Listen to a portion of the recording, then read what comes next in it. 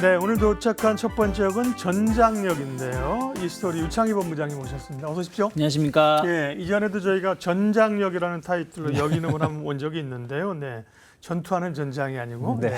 전자장비, 전기장치. 네, 이게 이제 뭐 다들 LG전자도 전장한다는 네, 거잖아요. 전장하잖아요. 자동차 모듈 쪽 하고 있고 여기서 오늘 삼성전기 얘기도 카메라 모듈 공급기 나왔는데요. T사로 추정이 되는 건데 네. 사실 삼성전기 그 얘기는 많이 했는데 LG노텍 이런 주식들이 사실 못 갔어요. 네. 삼성전기의 이 얘기는 좀 뭔가 새로운 바람이 될 수 있을까요? 삼성전기는 최근에도 주목받았던 게 이제 차량용 MLCC 쪽으로 해가지고 좀 맞아요. 기대가 좀 예. 있었거든요. 근데 또 이제 2분기 실적은 좋았는데 3분기 실적이 좀 둔화될 수 있다는 우려감으로 좀 주가가 하락이 나왔었습니다. 오늘 지금 테슬라로 추정이 되고 있죠. 왜냐하면 지금 계속해서 테슬라 쪽에 카메라를 공급을 좀 하고 있었기 때문에 아직 다른 완성업체는 공급한 게 없었기 때문에 테슬라로 추정이 되고 있고요. 어쨌든 이번에 그 전장용 카메라 매출이 그러면은 이제 작년에 3천억에서 올해 4천억대까지 높아질 수 있는 기대감을 좀 마련하고 있는데 주가는 생각했었던 것보다 아주 강하진 않았습니다. 아침에 한 4% 갭상승 출발했지만 한 2%대 상승으로 마감했는데 최근에 이제 이 자동차 그 계약 소식 나오는 거 보시면은 날짜가 중요한 것 같아요. 그러니까 삼성전기도 2025년부터 공급한다라고 하는 거거든요. 그럼 이제 2025년이면 이제 2세대 전기차 쪽에 이제 공급을 하는 거예요. 예. 그러니까 최근에 현대차도 보면 현대차도 최근에 계약을 하는 거 보면 다 거의 대부분이 2025년을 기준점으로 잡고 있습니다. 그래서 딱 그 계약이 나왔을 때 주가는 강하게 상승했지만 이게 2025년이다 보니까 앞으로 1년 반이 남았다는 인식들 그런 것 때문에 약간의 이제 차익성 매물 조금 지켜보자는 심리가 좀 있으면서 주가가 그 다음에 탄력을 좀 못 받았다라고 보고 있습니다. 그래서 삼성전기도 오늘 그랬다라고 보고 있고요. 일단 3분기 실적이 좀 중요하지 않을까 생각을 좀 하고 있어요. 아직 내구재 수요가 좀 부진한 부분들이 좀 있고 차량용 MLCC 관련해서 성장 모멘텀은 있지만 어쨌든 전체적으로 봤을 때 좀 실적이 좀 둔화될 수 있다는 부분들이 이슈가 있기 때문에 뭐 바로 주가가 뭐 급등세로 가기보다는 좀 여기서 좀 기간 조정을 주면서 완만한 상승을 보이지 않을까 판단하고 있습니다. 그러니까 시장의 성격 자체가 삼성전기나 뭐 LG 이노텍이나 이런 게 좀 갈 수 있는 분위기가 좀 아니에요, 그죠? 그렇죠. 왜냐하면 또 이제 뭐 삼성전기는 또 애플하고도 관계도 좀 그러니까. 떨어져 있는 부분들이 있으니까요. 왜냐하면 뭐 LG 이노텍은 그래도 애플이라는 이슈가 좀 있는데 삼성전기는 조금 더 이슈를 좀 봐야 되지 않을까 판단하고 있습니다. 핫하게 뭐 반도체나 2차 전지로 가거나 아니면 나머지는 약간 그 개별 테마 성격으로 가니까 조금 이런 부품사들 가운데 대형주들이 조금 애매한 겁니다. 네.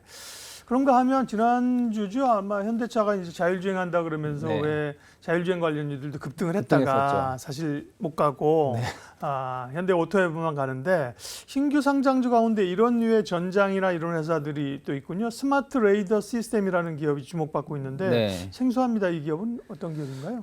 이 회사는 이제 약간 이제 그 자체 개발한 4D 이미지 센서 플랫폼 업체라고 해요. 저도 신규 상장주라서 정확하게 잘 알지는 못하는데 일단은 모빌리티 분야 쪽에서는 특수 차량 관련해서 그 매출 비중이 좀 높다라고 평가가 되고 있고요. 또 비모빌리티 쪽은 이제 헬스케어 쪽 이게 일반 생활 쪽에서도 이제 4D 이미지 센서로 해가지고 뭐 이게 꼭 그런 거에 맞다라고 말을 못하지만 우리가 예를 들어서 뭐 아파트 같은 경우 모델하우스 혹은 요즘에 아파트 집 같은 거 볼 때 그 인터넷으로 4D 형식으로 되어 있어서 그렇죠. 미리 볼 수 있는 것들이 있거든요. 이제 네네. 그런 부분들에서 이 회사가 서비스가 들어가는 게 있고 또 헬스케어 관련해서도 들어가는 게 있다고 합니다. 근데 최근에 이제 자율주행 수요가 좀 급증을 하면서 이쪽에 대한 어떤 성장 모멘텀을 좀 바라보고 있는데 뭐라 그럴까요? 우리나라가 이제 오늘도 카메라 모듈 관련된 기업들이 좀 상승을 많이 했거든요. 자율주행이라든지 이런 이슈가 좀 붙어지면서 자율주행이 이제 조금 대중화가 되고 조금 고도화가 되면은 레이더 쪽하고 카메라 두 개가 동시에 장착이 돼야 돼요. 왜냐하면 레이더는 사물의 인지를 하면서 거리라든지 이런 부분들을 조금 더 쉽게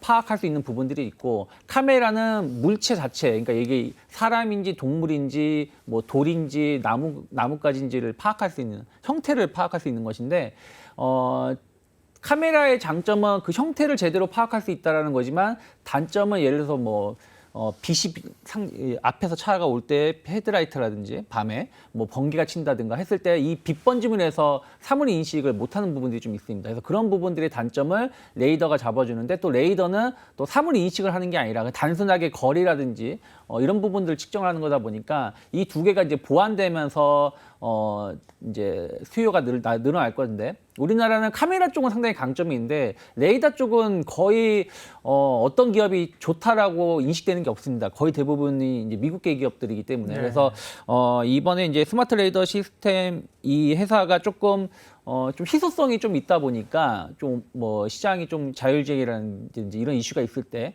좀 그런 거에 좀 편승해서 주가가 좀 강하지 않았나 판단하고 있습니다. 과거에는 뭐 레이더 하면 주로 이제 군용 이런 데만 사용되는 거죠, 네. 우리는 그죠? 근데 이제 이게 자율주행으로 들어가면서 레이더, 라이다, 카메라 네. 이런 것들 주목을 받는 거고요. 신규주들도 공부를 좀 계속 해봐야 될 것 네. 같아요.